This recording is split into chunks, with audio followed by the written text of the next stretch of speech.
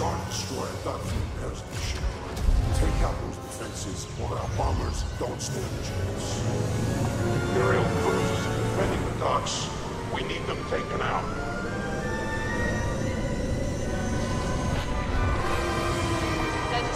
All right, Rob, so we're here, phase 1 of Starfighter Assault.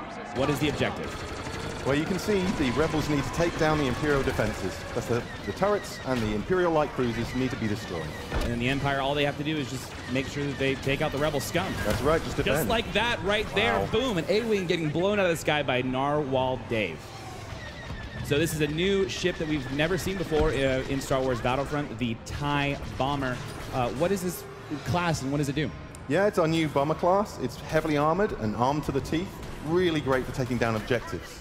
You can see here, like you were saying, it is a tank. It does a lot of damage. One of my favorite abilities that it has is the multi-rockets, that it's able to shoot multiple rockets at multiple targets. Yeah, if you use those two abilities at once, you can have 5 missiles in the air. 5 missiles. Look at it just tearing through these X-Wings, these A-Wings.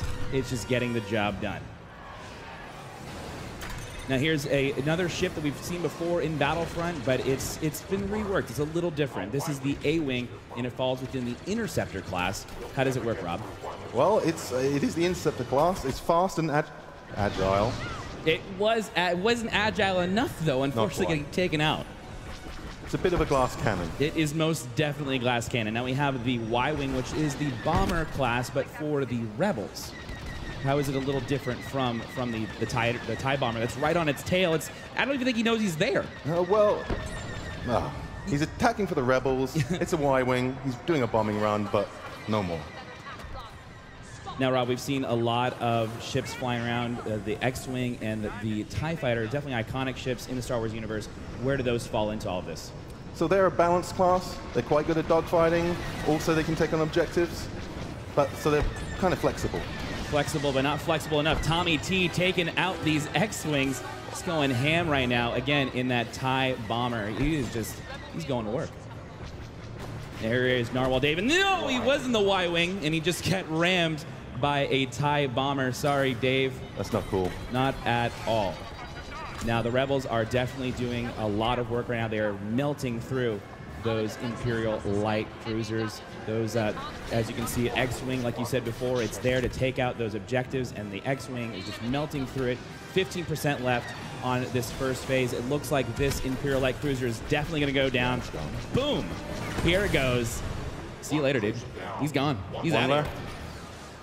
Now, Y-Wing, you said, was there to take care of the objectives. He's doing this bombing run. He's definitely just tearing this Imperial light cruiser apart. And there it goes, the second one down. That's two. Yeah, they did their jobs there. Moving on to the second phase. Rob, how does the second phase work in Starfighter Assault over Fondor? The Rebels need to get into this tunnel and blow up all 4 shield projectors that are still protecting the dock. Okay, so, ooh. Ouch. You still have to watch out for those cinder turrets, though. Yeah, they're still there. All right, Rob, so we've been talking about all these ships. We haven't really mentioned the hero ships, and here's our first sight at Darth Maul's Scimitar. What is so unique about this Sith Lord ship? Well, there's a reason you haven't seen him very much. Because he's invisible. He's a stealth ship. I see, okay. And now here's another hero ship, Poe Dameron's Black 1 X-Wing. Rob, what's so special about this X-Wing? What makes it so different? Well, it's black. I got that part. What's different about it? Well, Poe's a natural leader, so he's got an area of effect that can help his friends out around him. Now, we also saw another hero ship. Hopefully, we'll be able to jump back into that. That is the Millennium Falcon, piloted by Han Solo and Chewbacca. Now, here is another iconic ship in the Star Wars universe, Boba Fett's Slave 1. Rob, what do we have to watch out for with this bounty hunter ship? Pretty much everything. Slave 1, he's got concussion missiles, he's got ion cannons, and a seismic charge. Seismic charge. What's so dangerous about a seismic charge, Rob? Well, in this closed environment, it's going to get a lot of kills. So it does a big old area effect burst. Hopefully we'll...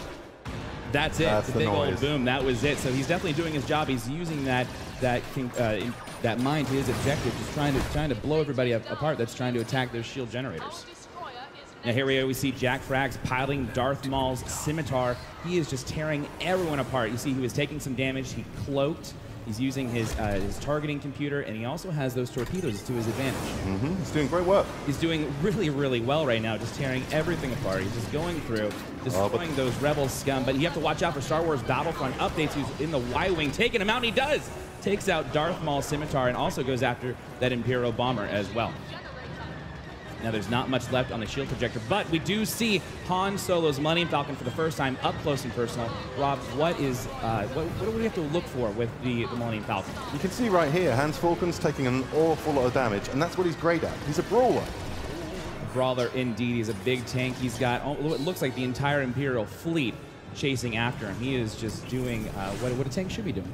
Aggroing. He's aggroing those guys through the objective, trying to give his buddies a chance to take out those shield projectors. The seismic charge going off again.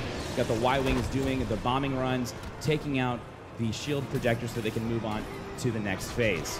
We have 2% left. There's 50 reinforcements left. Narwhal Dave using Black 1 to chase after Slave 1 as they are going through, dipping and diving around the shield projectors.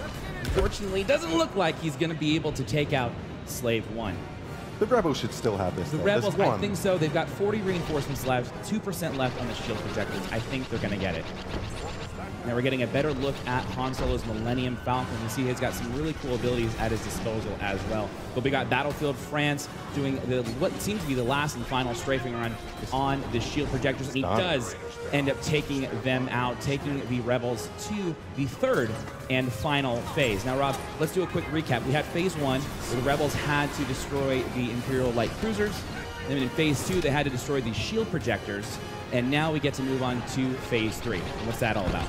The Star Destroyer is still getting power from the dock, so the Rebels need to disable the power couplings, leaving the reactor core vulnerable. Now, once the reactor core is vulnerable, is it always available for destruction, or do they have to do anything else? They've got about a 30-second window to do as much damage as they can. And then the couplings will then come back down. That's right. All right. Well, Battlefront updates, again, just doing immense work with the Millennium Falcon. But we've got to watch out for this group of TIE bombers that look like they've found prey. They smell blood in the water. They're going to be going after the Millennium Falcon. I don't want to give Battlefront updates. I want to tell him the odds, but he's got to watch out right here.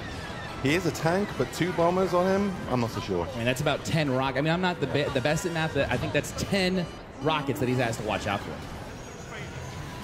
These TIE bombers are staying on the rear of the Millennium Falcon. They keep on getting those locks. Multiple missiles going after him. I don't think he's going to be able to make it. He's evading pretty well so far. He's doing a great job, but unfortunately, no, the Millennium Falcon is taken out of the fight. But Narwhal Dave is right behind those enemy TIE bombers, trying to take them out. He is an ace pilot. Looks like he's doing a lot of work right now. As you see, he's using those dual proton torpedoes, taking out the first TIE bomber. He's getting a little bit of damage using that astromech to repair the X-Wing, and then the weapon overcharged, where he's able to fire all of those lasers at the same time.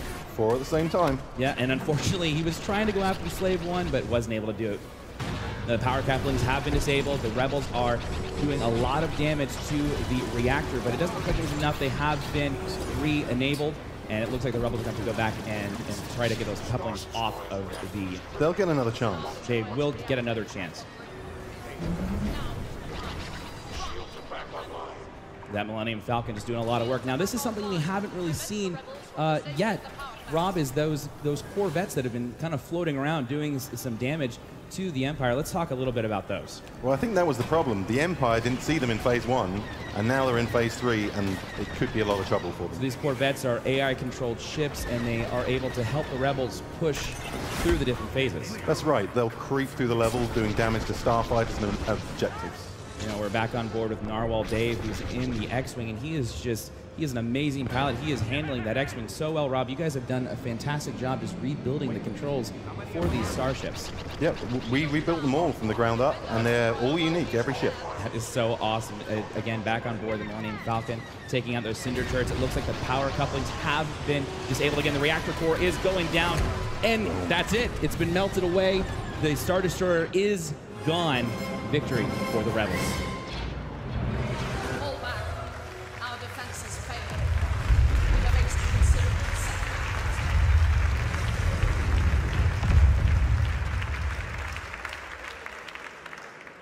So a